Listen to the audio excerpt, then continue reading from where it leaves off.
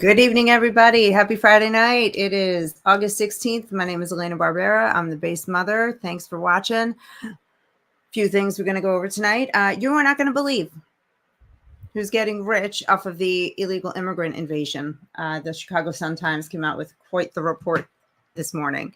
I want to talk to you about going back to using cash. Think about it. And the whole let's make our entire world electric scam is killing our environment. I just did a little bit of research, and the things I found, I'm legitimately horrified by, and I'm going to share some of that with you tonight.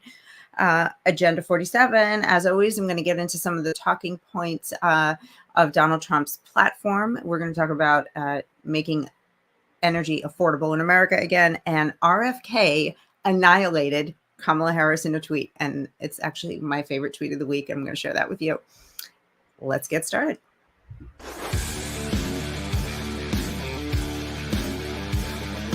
Have you heard of the based mother?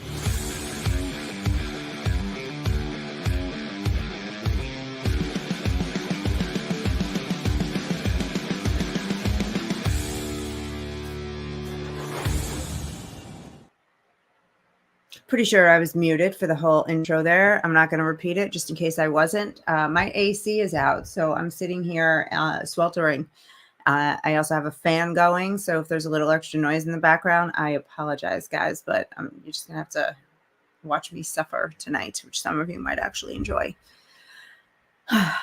Let's get into illegal immigration. We don't have to go. I often talk about the crimes that are being perpetrated on American citizens by illegal immigrants. Like now the latest is that we have these wolf packs in New York City where they have children around the average age of 15 traveling in packs and attacking and robbing people. The NYPD is finally calling it what it is. It's an illegal immigrant crime and something that they haven't seen before. We've got that. We've got all the people who have been raped and murdered. We have cities and states going bankrupt, resources being strained, hospitals being overrun, police departments being overburdened. It goes on and on. Education schools are overcrowded with illegal children now who can't even speak the language, and they're having to create all kinds of new resources. But there are some among us here in America who are getting really rich on this crisis. They're making a lot of money, and it's really scary to me that we live among the type of people who would do this. That would be able to sleep at night benefiting from the destruction of their country at the expense of their fellow countrymen. And I know evil exists. I know that human beings are basically bad, and we have to work really hard to stay on track. But to learn about it is just so disappointing. The watchdogs at the Chicago Sun-Times put out a report today that blew my mind. I want to tell you about a couple of particular people that they shed light on today. Usually it's restaurants, cab companies, hotels, all living on our tax dollars.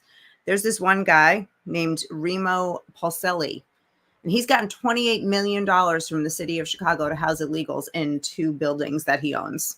And he's got all these empty beds and full beds, and he gets paid whether or not the beds are used. He made a good deal for himself there. And not only is he happy to enrich himself at our expense, but he's got a lot of other moral problems. He himself disregards the law, so it kind of makes sense that he'd be happy to serve illegals. He went to prison for cheating on his federal income taxes, and he still owes millions to the IRS. Chicago just has no standards. They'll just work with anybody, or either they know about him and they just don't care. They're like, the hell with it. Criminals helping us with criminals. Let's do it. Or they didn't bother to vet him because they hired a second source. They hired a company to do the management of finding these landlords. And apparently they don't even bother to, make things thorough. Like, hey, can we make sure we're using reputable people here? But nobody reputable would take money to destroy their own country. So I guess it's a moot point, right? Why bother? So this guy, Pulselli, In 2003, he pled guilty to federal tax charges, and he was running a hotel in suburban Detroit. And he withheld $2.5 million in Social Security payments and federal taxes from his employees' paychecks, and he just never sent it to the IRS. Like, whatevs? Who cares, right? In 95 and 96, he didn't file his federal income taxes, and this is why he did a little over 2 years in prison.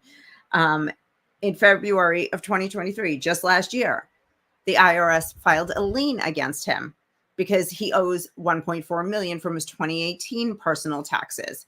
This fella is also $660,000 behind in property taxes in Chicago. And this is who they gave this enormous $28 million contract to. How is this even possible?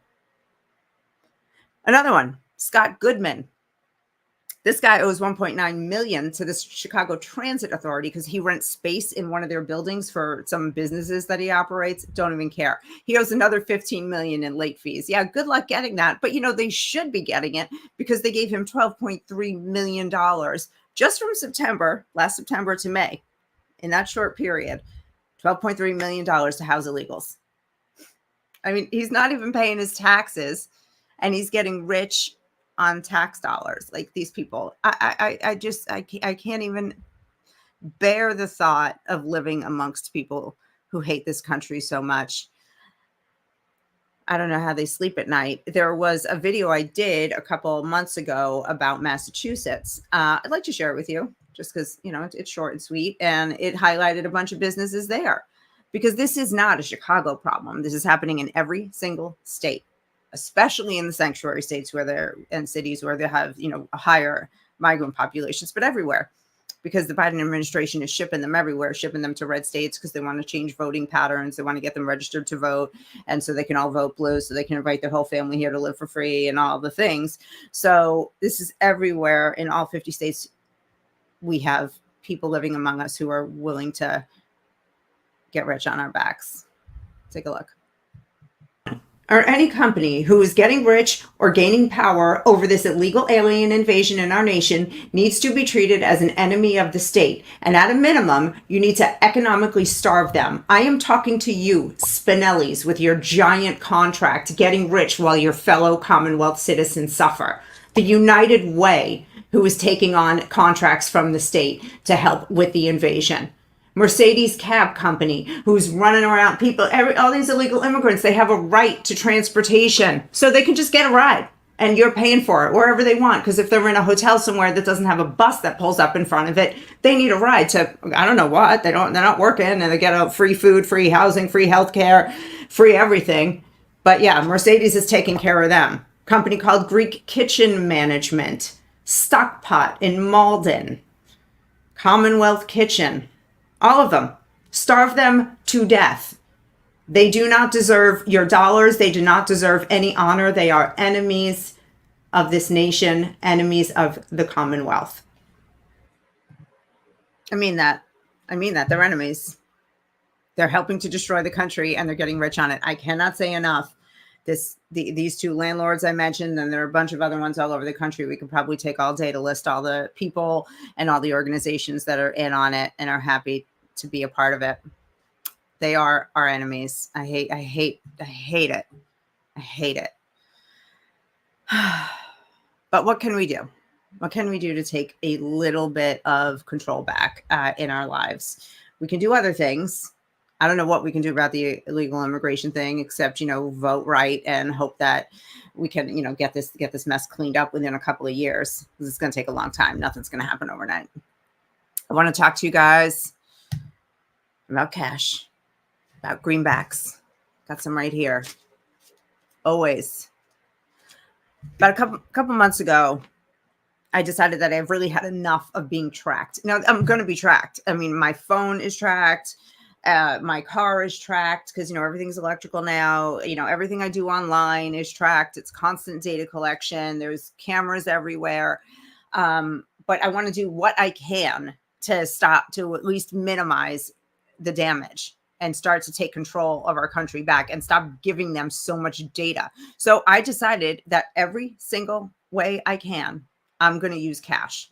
I'm not going to use a credit card. I'm not going to use a debit card.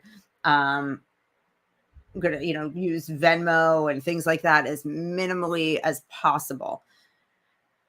Because I realized that aside from the data tracking, the big banks have such a hold on us and such a hold on our economy. And we're all just here like gerbils on a wheel, just doing whatever they want. And eventually what they want is no cash. They want everything to be digital so they can just turn us off. You do something that they don't like, they can just flip a switch, turn off your entire life. We can't let that happen. We can take some power back by using cash. And I want to give you some numbers that really, really blew my mind and how big with making one change. And I'm asking you to do it. I'm not just telling you that I'm doing it. I'm asking you to do it.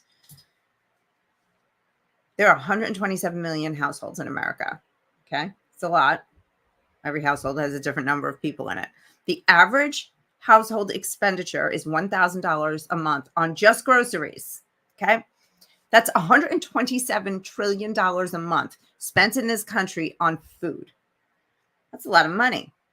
If you think about merchant credit card fees being around 2.5%, roughly 3%, that's $2.5 billion every single month in merchant fees that are being collected by big banks.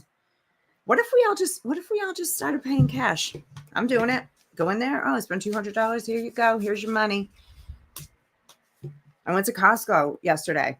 I had to do like a big stock up.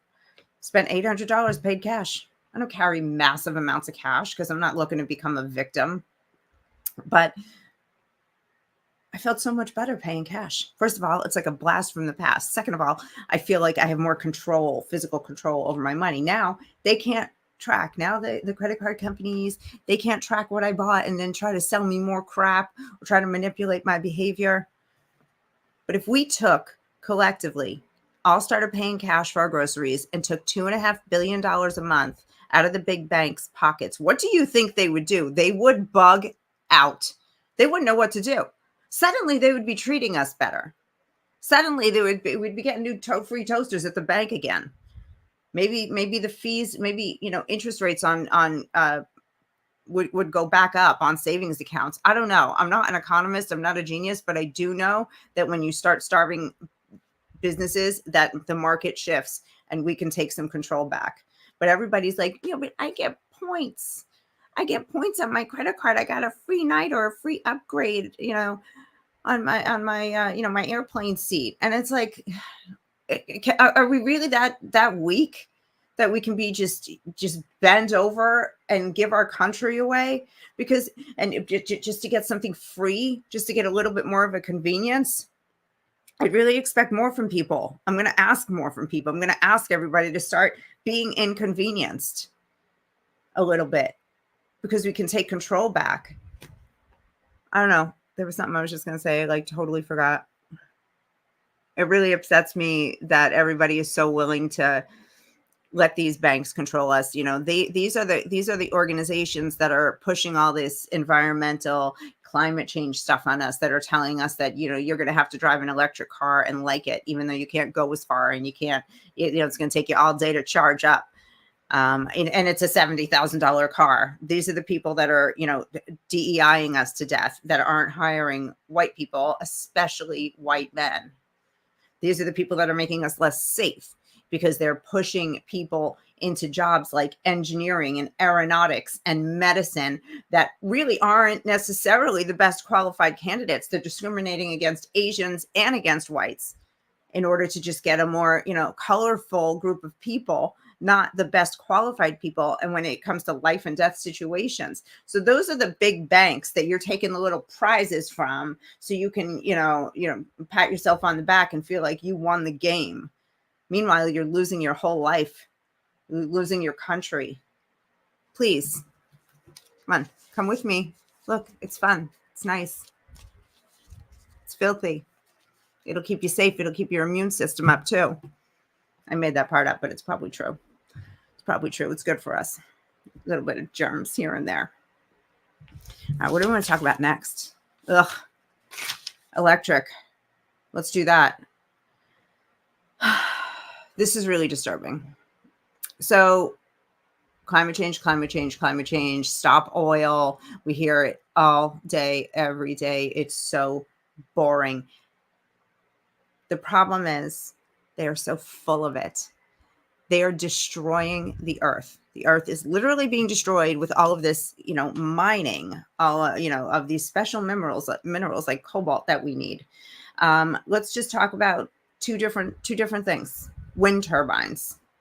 Here's what wind turbines are doing to the environment. This one here, this is a big piece of trash. I don't know if you can see it there. Can you see that?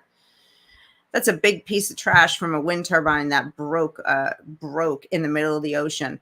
And big and small pieces, millions of them washed up on the shores of Massachusetts. These people voted for this. Maura Healey, the governor, she actually received a bunch of campaign donations from the company who built this thing like a couple months before their contract got signed. Nothing to see here, huh? Millions of small pieces like popcorn, like the size of popcorn, filled the ocean around this thing and washed up onto the shores. This is styrofoam. It's toxic. It's poisonous. You can't have a plastic straw, but they can fill the ocean with this garbage. That's only part of it, though. So now we're polluting. Great. This is supposed to save the earth. This is where it gets ugly, though, because not only are we polluting,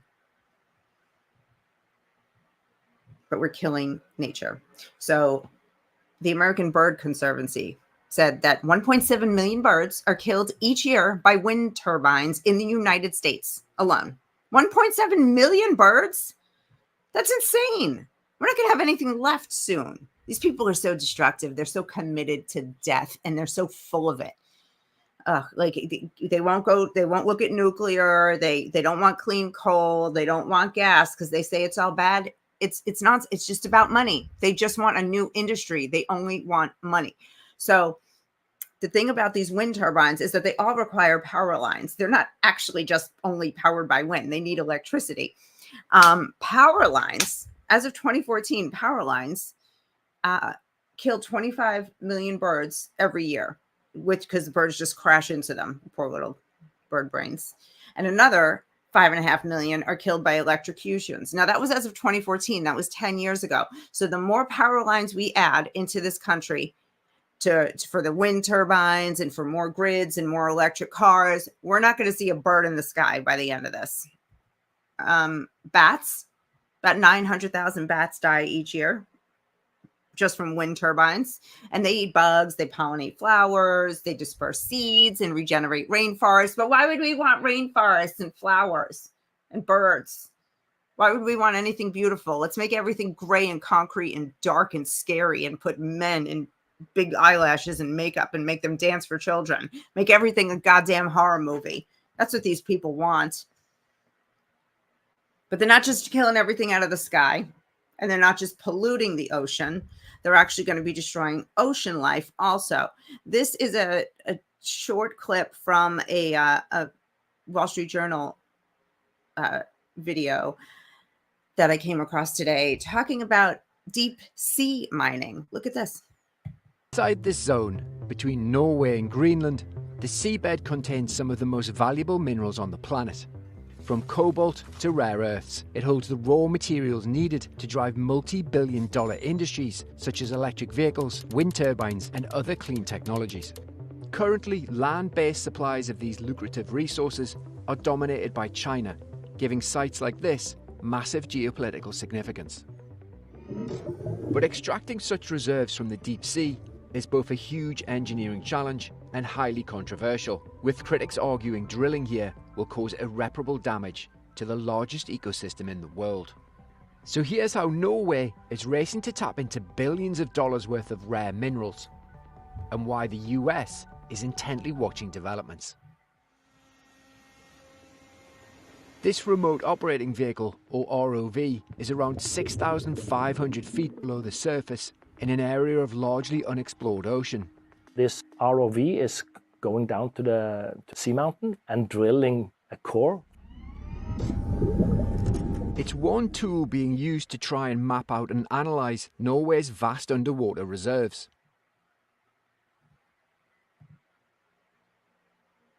Republicans are accused of corporate greed. Meanwhile, these people are destroying the land, the sea, the sky for a new industry that we really don't need when we have other clean energy solutions. The corruption is just so deep and so evil and so dark. They don't care about life. They don't care about beauty. I'm so disappointed. And I honestly, like, that stuff that I found about the birds and the bats and the flowers and the sea, all the sea, just to think of all these beautiful sea creatures living in probably one of the last peaceful spots on the planet, because everything has just been, just bastardized and destroyed by human beings. And they're going to go in and destroy it and industrialize it. It's only going to end in disaster. But you stay away from those plastic straws, you rotten human being. Really crazy. All right, speaking of power, one of the things that Donald Trump is trying to accomplish with Agenda 47, with his platform, I should say, I think I told you guys it was called Agenda 47. Now he's not calling it Agenda 47. And the reason I think for that is because Kamala, I think they're going to, snuff out Joe Biden and pop her up and make her the 47th president. And then Agenda 47 would be, moot, although it's, and so he'd have to call it Agenda 48. So he just took it out just in case. That's my theory on why he stopped calling it that. But anyway, his platform includes, a few ideas for putting together lower prices. He wants to make America the most affordable energy source on the planet, and he wants to make us, win like he always does. Here's our boy with a couple of words. If Biden's policies go forward, our electricity costs will be the highest on earth. They're already very close. With shortages, blackouts, and crippling inflation, U.S. manufacturing will be dead, absolutely dead, and China will be laughing all the way to the bank. They will end up controlling the world. My plan is the exact opposite. Yeah, he wants to make us powerful. So as we saw in the video with, for example, the deep sea mining, China already has the monopoly on mining in the land. So China has all the power. Now Europe and Norway have the power on the deep sea. We're going to be left empty-handed when we have so much oil, so much coal, so many resources. We could be using nuclear. We could be powering the entire earth and become the richest nation on earth, and have abundance for our people, and then be able to help other countries and help other people, which is something that we always did. But no, we're just gonna let everybody else do it. And they're doing that. This is just a side note. They're doing this on purpose. They, you say, oh, they're so stupid, they don't know what they're doing. No, they want to bankrupt us. They want to do it, because what that will do is eventually, if we keep down this path, you and me and all of us, is the way they say it, we're going to be on our knees begging the government for help. We're not going to be able to get food. We're not going to be able to transport ourselves. Medicine is going to be scarce. Everything is going to be so difficult that we will just roll over and beg for communism and let them just take over. Please just help us, whatever it takes. I'll get in the bread line. That's what they want. This is very purposeful. They're not stupid. They're evil. It's two different things.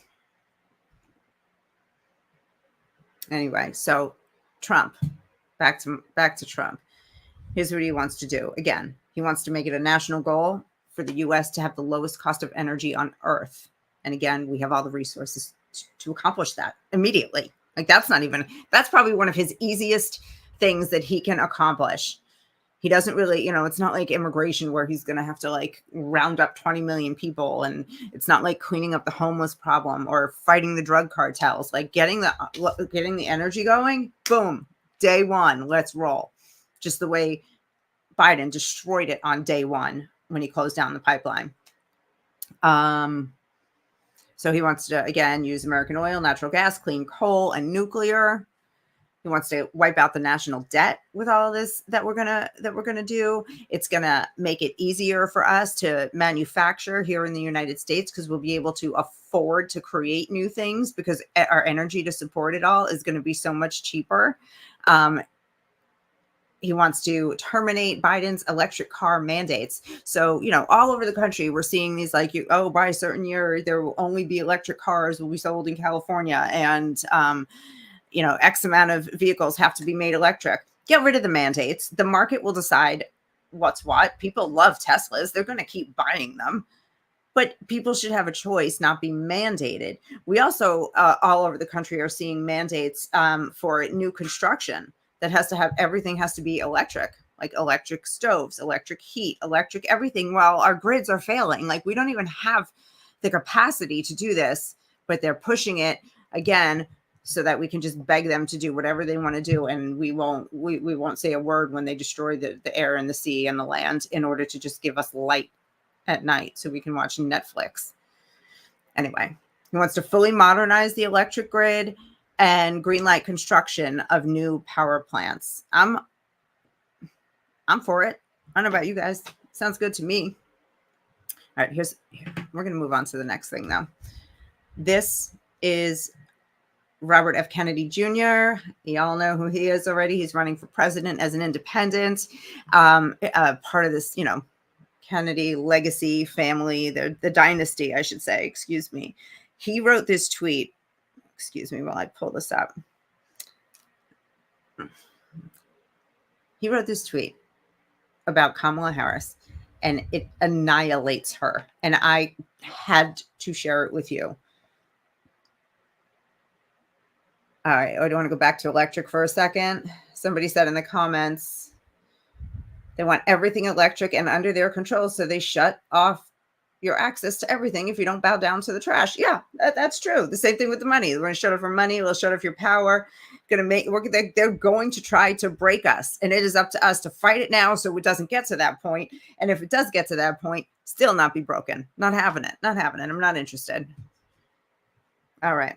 Back to RFK's tweet, because I love this. Here we go. VP Harris's Democratic Party would be unrecognizable to my father and uncle, and I cannot reconcile it with my values. The Democratic Party of RFK and JFK was the party of civil liberties and free speech. VP Harris's is the party of censorship, lockdown, and medical coercion. Kennedy Democrats were anti-war. Kamala's is riddled with neocon warmongers. The RFK, JFK Dems were allies of Main Street, cops, firefighters, and working people. VP Harris's is the party of big tech, big pharma, and Wall Street. I love this. My dad and uncle's party was the champion of voting rights and fair elections. VP Harris's is the party of lawfare, disenfranchisement, and the coronation of its candidate by corporate donors and party elites. I've used our nation's courts to prosecute corporations who hurt Black Americans. VP Harris used our nation's courts to mercilessly prosecute Black Americans and exploit them for their labor. My father and uncle prided themselves on their skills at debate and their ability to articulate a coherent vision for our country. VP Harris is scared to debate and can't survive an unscripted interview. Instead of outlining a vision, she relies on middle school tactics, memes, forged headlines, infantile slogans, joy, and name calling, like Republicans are weird. I've spent years battling government corruption and lies. VP Harris spent years gaslighting Americans about the health of our commander-in-chief. I have no plans to endorse Kamala Harris for president. I do have a plan to defeat her. Wow. I love that this man went after her like that. Right after that, there was a rumor going around that, I don't know who started it, who knows, that he then asked Kamala for a spot in her cabinet, and it was immediately debunked. But, people are saying that just to try to, soften the blow here, like, oh, he didn't really mean that. Yeah, he is going to defeat her, but I hope, well, we know he's not going to win the presidency. I hope in his plan to defeat her that he means he's going to bow out of the race and endorse Donald Trump. Because at some point, this guy's got to stop and say, I'm not going to win, and I'm just kind of screwing this race up. Maybe not. Maybe he's probably going to stay in a little longer, see if Donald Trump goes to jail in September. And when they sentence him, I think it's on September 18th, that's coming. But I think we all know that if they do throw Donald Trump in jail, that it's almost as if it will guarantee a win. There's probably a lot of things that I can't even think of, that I'm not smart enough to think of, for why he is staying in the race, because we know he can't win. Again, I hope he'll throw his weight behind Trump. But everything he said about the current Democrats versus the JFK Democrats, I mean, they're night and day.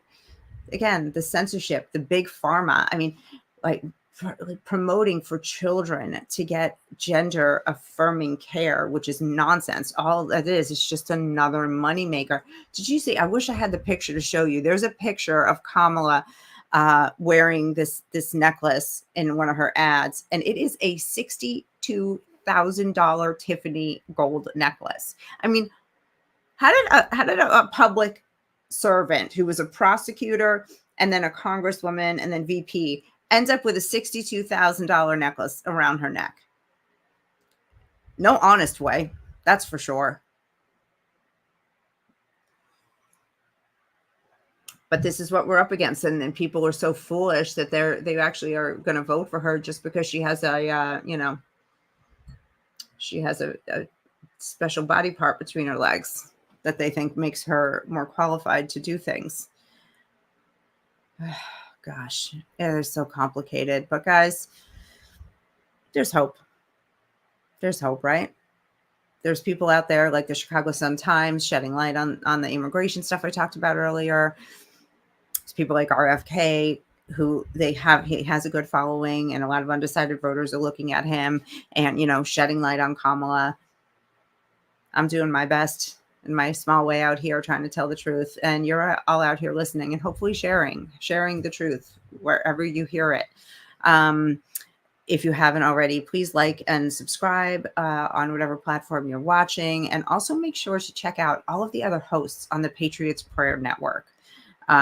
Patriots Prayer Network is on, all the major social media platforms, but Rumble is probably the best one because that's where all the shows go. And, sometimes if somebody, there's a lot of like really cool hosts on the network. And sometimes if one of the hosts is going to talk about something particularly controversial, they don't put it on the other social media platforms because we know it's just going to get taken down anyway. So go to the Rumble channels, follow them, and check out the other hosts there. And anyway, I gotta go sit in front of the fan. Can you see me just melting here in my no AC Florida house? Guys, coming in the morning. I can make it through the night. Everybody, thank you so much for watching. God bless you, and God bless America.